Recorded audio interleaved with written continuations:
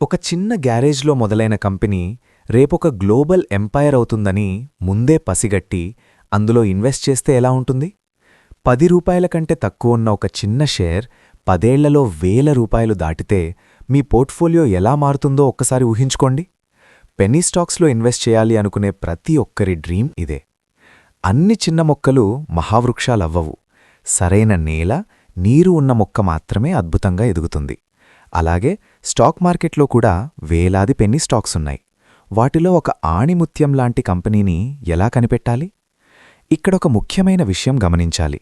కేవలం ప్రైస్ తక్కువగా ఉంది కదా అని మనమొక షేర్ని కొంటున్నామా, లేక నిజంగా ఆ కంపెనీకి వాల్యూ ఉందా అనేది చాలా ముఖ్యం.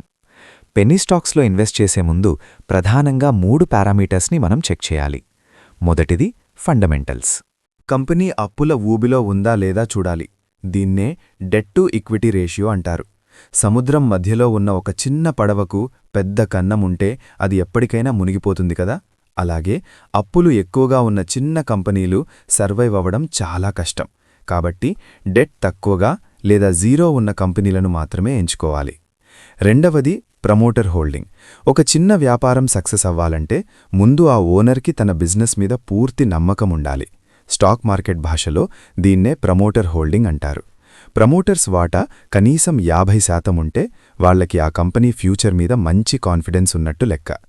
చాలామంది చేసే తప్పు ఏంటంటే కేవలం వాల్యూ తక్కువగా ఉంది కదా అని వేలల్లో లక్షల్లో షేర్లు కొనేస్తారు.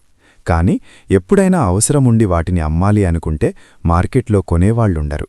అందుకే మూడవ పారామీటర్ ట్రేడింగ్ వాల్యూమ్. మార్కెట్లో ఆ స్టాక్కి మంచి లిక్విడిటీ ఉందో లేదో చూడాలి.